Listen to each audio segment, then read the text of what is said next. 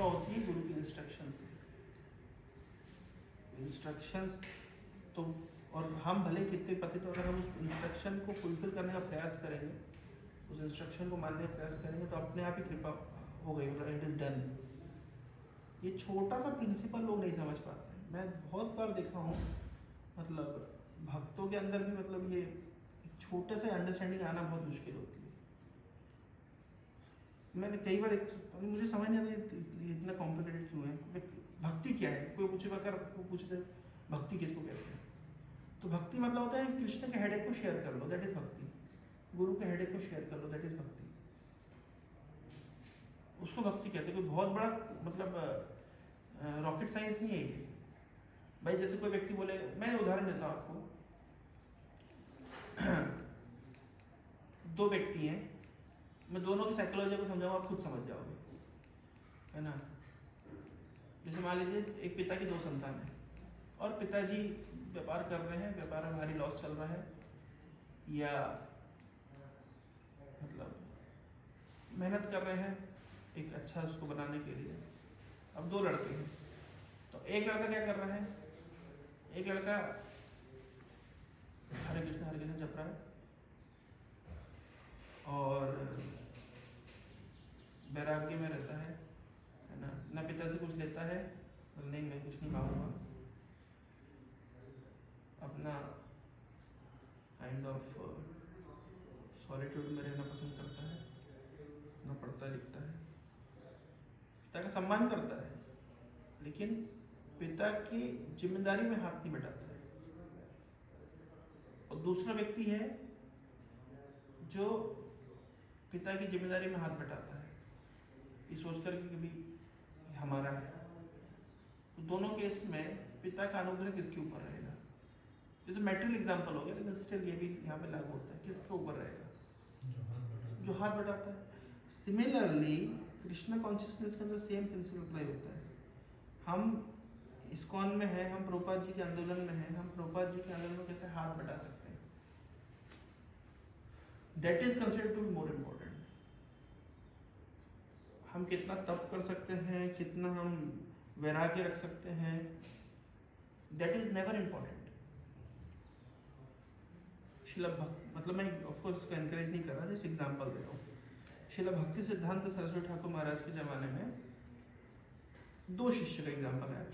एक शिष्य निर्जला एकादशी किया, एकादशी निर्जला किया, और क्योंकि एकादशी निर्जला है तो बाहर नहीं जा सकते, अभी तो निर्जला है आज। मैं ये नहीं कह रहा कि मत रखो निर्जला, अच्छी बात है कोई रखा तो बहुत अच्छी बात है। मैं जस्ट उस एग्जाम्पल को रिलेट कर रहा हूँ। और दूसरा शिष्य है जिसने कहा कि निर्जला एकादशी करेंगे तो शक्ति नहीं बचेगी प्रचार करने के लिए, तो थोड़ा बहुत खा पी करके प्रचार में निकल गया। तो भक्ति सिंह ठाकुर किसको अप्रिशिएट की ज़्यादा? जो प्रचार पे निकल गया। क्यों? अभी तो इतना बड़ा वैरागी, कुछ नहीं खाया सुबह से, और दूसरा व्यक्ति वो खा पी कर खाया पिया। तो खाया पिया नहीं, that is never important. Important है कि उसने गुरु के मिशन में क्या कॉन्ट्रीब्यूशन दिया, वो गुरु ने रिकॉग्नाइज किया। तो हम कभी कभी क्या होता है, मतलब ये मैं देख रहा हूँ विद इन इस्कॉन वर्ल्ड भी होगा। मैं नहीं कह रहा एकादशी निर्जला मत करो, मतलब इसका मीनिंग ये मत निकालो मैं प्रायोरिटीज कैसे सेट की जाए। प्रायोरिटीज ये नहीं कि हमारा अपना तथाकथित वैराग्य, तथाकथित तप, तथाकथित मतलब क्या बोलते हैं भक्ति, वो इम्पोर्टेंट नहीं। इम्पोर्टेंट क्या है? What is my contribution to Srila Prabhupada movement. समझ रहा है? क्या समझ रहा है? जैसे मान लीजिए कोई व्यक्ति है, एक गुरु के पास दो चेला, एक चेला आता है वो हमेशा अपनी समस्या सुनाता है, गुरु जी ऐसा चल रहा है, ऐसा चल रहा है। ये भी अच्छी बात है, देखो नहीं सुनाने से तो अच्छा है कोई सुना रहा है। लेकिन एक व्यक्ति है जो गुरु जी की समस्या सुनता है, गुरु जी मैं आपके लिए क्या कर सकता हूँ। दोनों अंतर समझ रहे हैं क्या? एक व्यक्ति है जो गुरु के पास आकर के गुरु को अपनी समस्या सुनाता है, और दूसरा गुरु के पास जाकर गुरु की समस्या सुनता है। दोनों में क्या अंतर है? दोनों में से कौन ज्यादा एडवांस है? जो गुरु की समस्या जाके जो गुरु की समस्या सुनने को तैयार है वो एडवांस है। इसी तरीके से कौन एडवांस डिवोटी है? God give us today our daily bread, भगवान आप हमारा दैनिक भोजन दीजिए, वो, या जो भगवान के लिए, जैसे प्रोपाजी से किसी ने पूछा विच इज बेटर माइंडसेट, हम कृष्ण मतलब भगवान परम पिता है, हम उनके पुत्र हैं, इज इट बेटर कि भगवान छोटे बच्चे और हम उनके माता पिता, हम उनके पालक हैं? It is better. कौन सा बेटर है? Second one. क्योंकि समाज में बोलेंगे भाई भगवान परम पिता है, भगवान परम पिता बोलने का अर्थ क्या हुआ कि पिताजी का काम क्या होता है, बेचारा टेंशन ले और लड़का आराम से खाट पे सोए, सुबह 10 बजे उठे, ऐसे ही होता है ना। घर में पिताजी उठते बेचारे सुबह उठ करके ऑफिस जाते हैं, और लड़का कब उठता है? आराम से सो के उठता है, फिर बिस्तर में चाय आ जाती है। ऐसा होता ही नहीं होता है। तो ये क्यों? क्योंकि भगवान है पिता, तो हमारा सारा हेडेक लेंगे पिताजी, हाँ हम आराम करेंगे। और दूसरा व्यक्ति है जो इसको राधानाथ पाल लिखे हैं जर्नी विद इन में, क्रेडल मेंटालिटी। क्रेडल समझते हैं? क्रेडल पालना, पालने की मेंटालिटी। पालने में जो बच्चा पड़ा हुआ है वो क्या सोचता है? सब आए मुझे खिलाए, जो पालने के अंदर रहता है उसकी मानसिकता क्या रहती है बच्चे की, कि सब आएंगे मुझे खिलाएंगे, I am the centre of attraction of everyone. ये पालने, ये छोटे बच्चे की मानसिकता है, बड़ा व्यक्ति ऐसा नहीं सोचेगा। तो पालने वाला बच्चा सोचता सब आए मुझे खिलाएं, मुझे इंपॉर्टेंस दें, है ना, मेरा टेक केयर करें। कोई नहीं टेक केयर करें तो क्या करेंगे? ऐसे करके रोना शुरू करेंगे। नहीं, रोना शुरू करता है ना बच्चा, क्यों? मुझे अटेंशन नहीं दे रहे हो आप। तो he is always after attention, he wants to be the centre. तो इस तरीके से नया डिवोटी और पुराना डिवोटी में यही अंतर है। जो मूवमेंट में नया डिवोटी होता है, he wants to be the centre of attraction, I must be in the centre, सब लोग मेरा ख्याल रखें, सब लोग मेरी पीठ के ऊपर तारीफ के पुल बन, वाह वाह, very good very good very good. लेकिन मैच्योर डिवोटी कौन होता है? जो ये सोचता है कि मैं अभी मुझे मूवमेंट के लिए क्या करना है। छोटा बच्चा हमेशा अपने बारे में सोचता है, जब वही बच्चा बड़ा हो जाता है तो परिवार के बारे में सोचता है।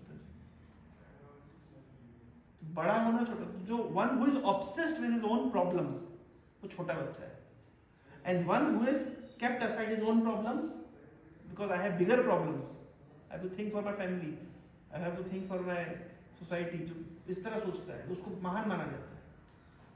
भगत सिंह क्यों महान है? क्योंकि वो उसने ये नहीं सोचा कि भाई मैं एक शादी कर लेता हूँ, 2 बच्चे कर लेता हूँ और मस्तानी जीवन में बढ़िया मजे से रहूंगा, बस यही लाइफ है।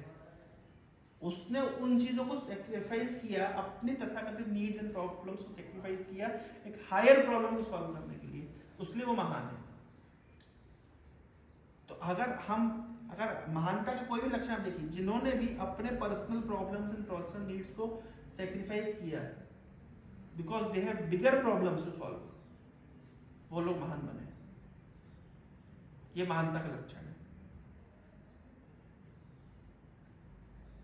तो कृष्णा कॉन्शियसनेस में भी होता है।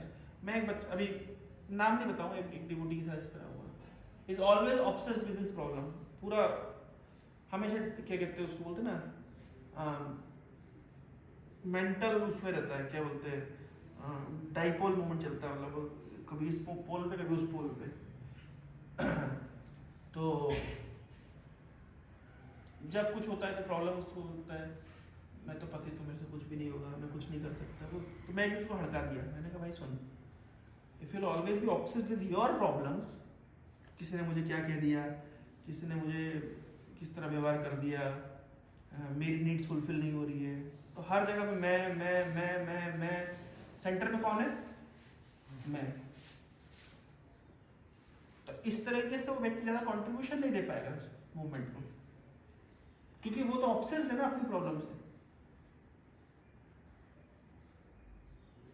तो प्रॉब्लम्स तो देखिए, लाइफ मींस प्रॉब्लम्स। अभी कौन सी सेट ऑफ प्रॉब्लम चुनना है आपकी चॉइस है। 2-4 वैरायटी की प्रॉब्लम्स पड़ी हुई है, अब आपको कौन सा चुनना है? ऐसा नहीं आता क्वेश्चन पेपर में आता है either solve this set, yes ये सेट आता है ना, बोर्ड एग्जाम में ऐसा होता है क्या, ये वाला सेट ले लो या तो ये वाला, कौन सा चॉइस करना है आपको? प्रॉब्लम चुनना है आपको, लेकिन कौन सा वाला चुनना है आपके ऊपर है।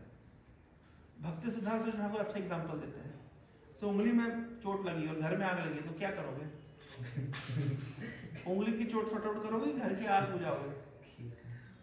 तो हमेशा क्या होता है, अगर आपको पर्सनल प्रॉब्लम से ऑब्सेस्ड है, लोग बोलते हैं डिप्रेशन मूर्ख है। क्यों? क्योंकि they are obsessed with their own problems.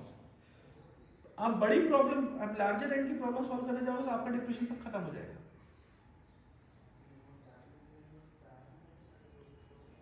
बहुत नींद आ रही है, अपनी प्रॉब्लम की समाधान नहीं हो रहा। ये लाइफस्टाइल चेंज करना पड़ेगा, ऐसे अगर क्लास में नींद आएगी। तो कोई व्यक्ति पूछेगा डिप्रेशन क्या समाधान है, तो क्या समाधान है? उसको ये मत बोलो कि तुम हरे कृष्ण जपो, क्योंकि हरे कृष्ण समाधान है, पूरा समाधान ऑफर नहीं करेगा। एक ही उसको आंसर सॉल्यूशन दो, भाई देखो you are obsessed with your own problems, take some higher problems, then you will forget your smaller problems.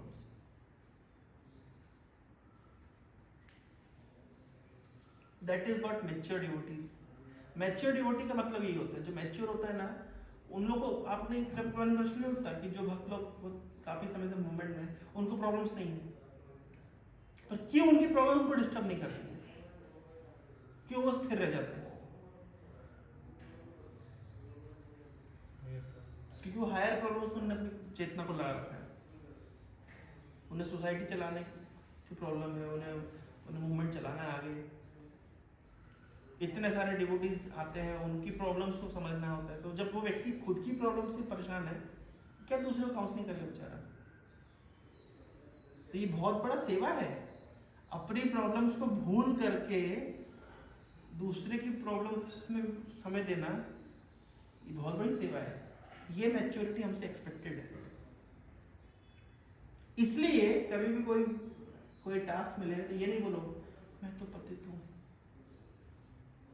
मेरी योग्यता कहाँ है। Do not become part of problem, try to become part of solution. ये सोचो कि ठीक है, मेरे पास जो योग्यता है नहीं है, मैं क्या कंट्रीब्यूट कर सकता हूँ, मैं कैसे समाधान। कभी कभी आप देखिए, आपको पता नहीं, मंदिरों में ऐसा होता है, जो मंदिर मैनेजमेंट उनको पता होता है, कभी कभी छोटी छोटी सेवाओं के लिए लोग नहीं मिलते हैं, जिसको कोई सेवा करने के लिए मिलता ही नहीं। क्यों नहीं मिलता है? सारे पतित हैं। भाई ये सेवा आप कर दो तो मैं तो पतित हूँ, तो ये आप कर दो तो मैं तो पतित हूँ, तो आप भी कर दो मैं तो पतित हूँ। सारे पतित हैं तो करेगा कौन? प्रभु आप थोड़ा जाओ प्रचार करने के लिए। प्रभु जी मुझे क्या आता है? तो क्या करोगे? मैं जप करूंगा, रुमाल लौटा,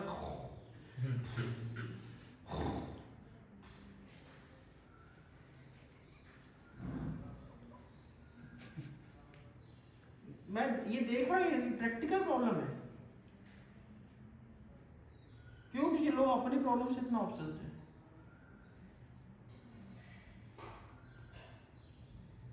योग्यता विचारे किछु नहीं पाए तुम्हारे करुणा सार।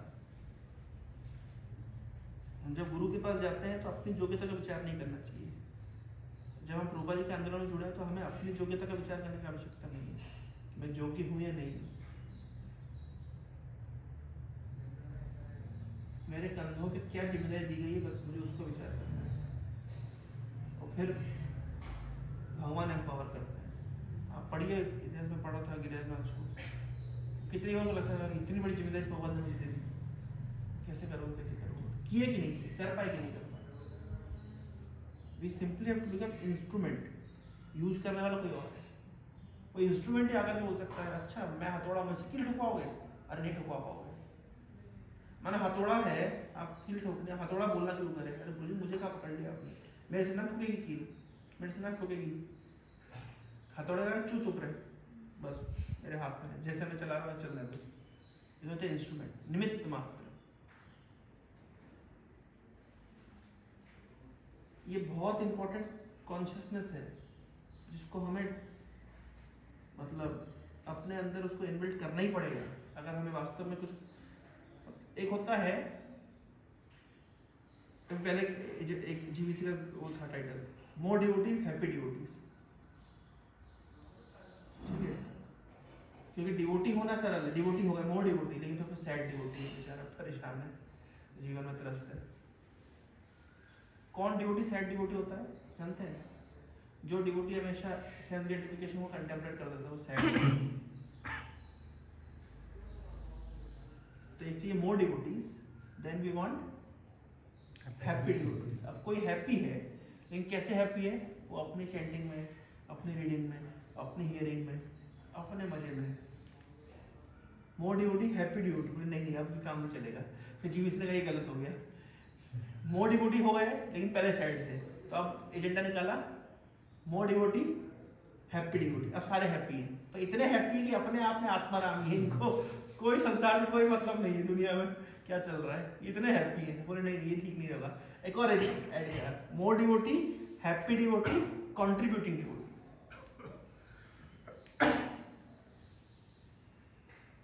समझ रहे? इतना हैप्पी है कि उसको आत्मा रामस अपने आत्मा में रमण कर रहा है, कोई मतलब नहीं है। तो बोले भाई ये भी काम नहीं देगा, इस मोमेंट कैसे चलेगा? तो कितने क्या क्या हो गया? More devotee happy devotee contributing devotee. तो कंट्रीब्यूटिंग डिवोटी कौन बन सकता है? One who is not obsessed with his own problems, rather one who keeps aside his own problems, अपनी प्रॉब्लम्स को साइड में रख करके या उसको इतनी इंपॉर्टेंस ना दे करके for the higher cause, Krishna की क्या प्रॉब्लम है, कृष्ण को क्या चिंता है, रूपा जी क्या चिंता है, वो चिंता को अंगीकार करे, that is called mature devotee, contributing devotee. क्या बनना है? Happy devotee, contributing devotee, happy contributing devotee. अगर आप हैप्पी नहीं तो आप कंट्रीब्यूट भी नहीं कर पाएंगे लॉन्गर रन में। More devotee happy devotee and contributing devotee. मैं कल एक लड़के को फोन लाया, मैंने क्यों पिछले 6 महीने तुमने क्या कंट्रीब्यूशन दिया मूवमेंट को? मैं जब करता हूँ मैं तो मैं भागवत पढ़ता हूँ। अब तो ये नए लोग के लिए और न्यू कमर्स, हाँ भाई तुम जब करते हो भागवत पढ़ते हो, ये तो करना ही, ये तो अंडरलाइन प्रिंसिपल है। ये इसके ऊपर क्या है? अभी आप लोग नए लोग नहीं, इसलिए आप लोग के लिए अलग तरह का साइंस होगा। आप नए की कैटेगरी में नहीं आते, अब 3 साल वाला माला करते हैं, तो आप नए आदमी नहीं रह गए। जो 4 दिन 16 माला कर लेता है वो 5 दिन पुराना आदमी हो जाता है। अब उससे क्वेश्चन उठेगा, मतलब ये तो अंडरस्टूड ही है ना कि भाई 16 माला का जप करना है, 4 नियम पालन करना है, गीता भागवत पढ़ना है, प्रसाद पाना है, एकादशी करना है, तो अंडरस्टूड है। ये तो आपकी डिवोशनल साइड हो गई, ये आपका हो गया। अब नेक्स्ट क्वेश्चन है, व्हाट इज योर कंट्रीब्यूशन? तो लेक्चर किस पे होना चाहिए जानते हैं? इस पे नहीं होना चाहिए 16 माला करो, प्रसाद पाओ, एकादशी करो, ये तो अंडरस्टूड है ना, इसलिए मैं लिखा। लेक्चर होना चाहिए कैसे कंट्रीब्यूट करें, कैसे मूवमेंट को आगे बढ़ाएं, कैसे ज़्यादा से ज़्यादा लोग कृष्णा कॉन्शियस में लाएं, कैसे उनको रिटेन करें।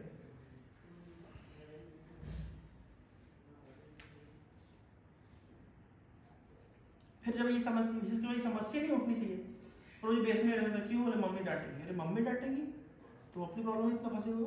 अरे मम्मी क्या डांटेगी? मम्मी को बोलो जा रहा हूँ मैं, बस बात खत्म। इतना क्या डाउट है? क्योंकि कोई तुम तो बड़े बच्चे हो वैसे तुम्हें बोल सकते हो। मैंने कल एक लड़का तुम्हारे अर्जुन ग्रुप के मेंबर को पर्सनली मैसेज किया, मैंने कहा भाई, मैंने क्या हुआ बेस में कब आ रहे हो? तो मुझे मम्मी नहीं मान रही। मैंने कहा जिसके बाद ये बहाने ना मम्मी नहीं मान रही है, फिर उसके साथ कुछ नहीं कर सकते आप, क्योंकि अगर